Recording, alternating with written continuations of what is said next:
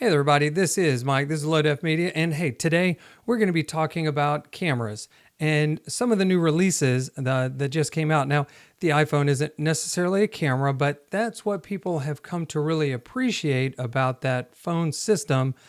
And so we're going to talk about cameras and where they can go from here, because I'm kind of concerned that there's really that we've kind of hit the pinnacle. Let's talk about that.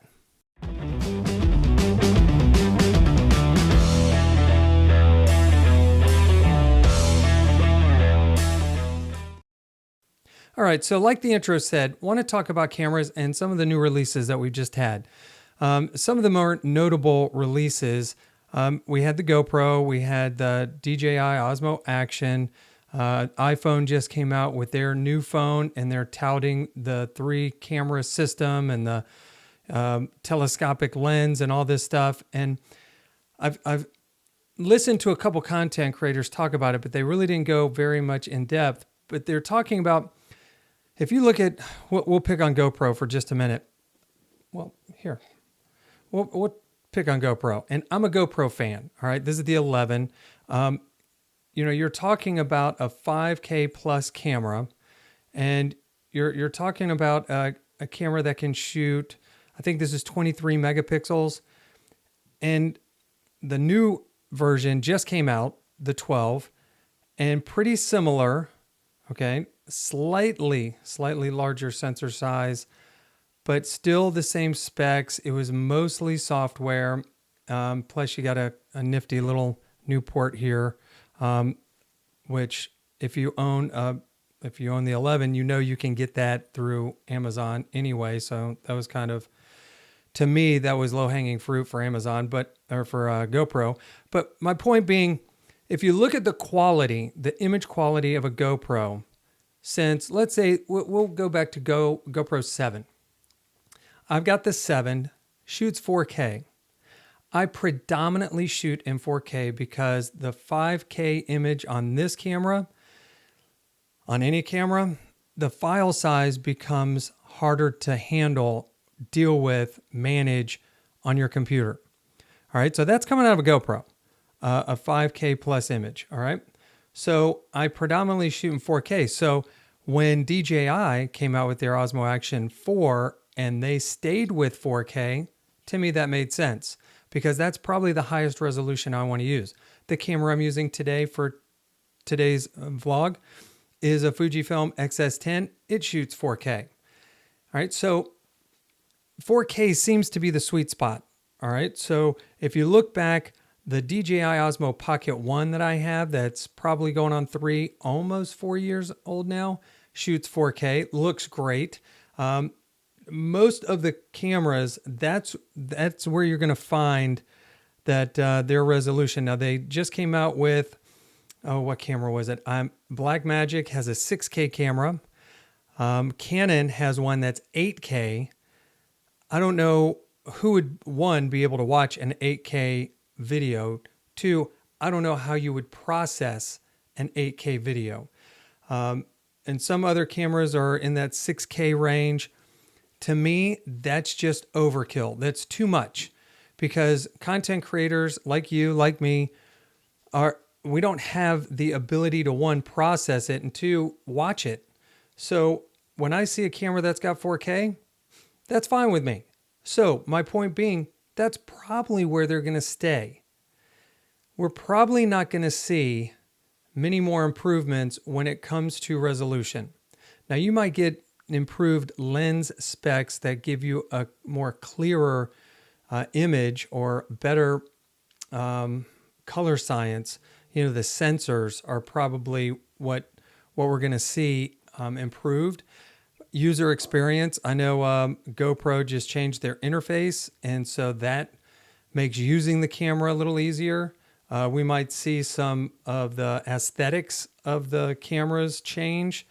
I know that for mirrorless cameras, they just keep making them smaller. That seems to be the big draw these days for camera companies, is slimming down the form factor, because DSLR cameras were notorious for being large and bulky. I can tell you that I've got a DSLR and a mirrorless. I very rarely take them anywhere just because they are cumbersome and you stand out like a sore thumb when you want to use them. And I find myself gravitating to something like this, my Osmo Pocket, my Insta360 Go 2. I think this is where we're going to see the greatest improvements when it comes to cameras. Smaller, better. This is a 1440K resolution. The new Go 3, 2.7K, but really when you use it in in this one, it was called Pro mode, but in the resolution that allows you to pick if you want to do 9:16 or 16:9, that's only a 2K image. All right, so I think that's where we're going to see the most improvements when it comes to cameras going forward. So my question to you, always like to end up with a question. What do you think? And what are you most interested in when it comes to cameras? What are you looking for in camera advancements? I can tell you right now, just my mind, when I'm filming, my mind's going a mile a minute. Back here, I've got, well, actually it's right back there. I've got my Sony DSC HX80, which is a Sony point and shoot, easily almost 5 years old, shoots 1080p. All right, now that is still a very good camera at almost $400. That price has not gone down since it came out. I bought it for $368, and that was probably 2 years ago, and that price is still the same. It still has a Zeiss lens. It's still got the operating system that if you use Sony cameras, you're very familiar with. It's got the autofocus, and it does have active stabilization, even though it's electronic or digital stabilization. It does have some form. I would say it's very similar to what you see in the Sony ZV-1F, that active stabilization. It's not great, but it's better than nothing. It's not in body, and it's not in your lens. So very similar in that camera to the cameras that we have coming out now. So again, I'm not seeing a lot of advancement when it comes to these cameras, but we are going to see slightly different things on the inside, the internals, the sensors, the operating systems, and how quickly they work and those kind of things. But I think we've pretty much capped out on resolution.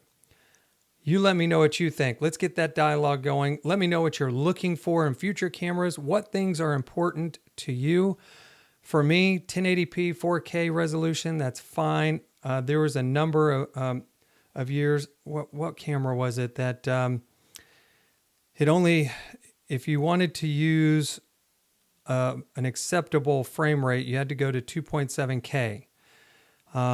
Anyway, there was a camera that I had that 2.7K was the best you were going to get out of it. Even though it would do 4K, 2.7K was the only usable for frame rates resolution. And that was fine for doing stuff like this and posting things on YouTube and Instagram. So let me know your thoughts. This is Mike. This is Load F Media. Thank you so much for taking the time. Make sure to leave a comment, thumbs up if you like this kind of content. And if you want to see more of it, become a subscriber and hit that notification bell so you can be notified when the next video drops. And what camera are you looking forward to? What hasn't come out yet that you're looking forward to? Me, fingers crossed, the Osmo Pocket 3. Hey, we'll see you in the next one.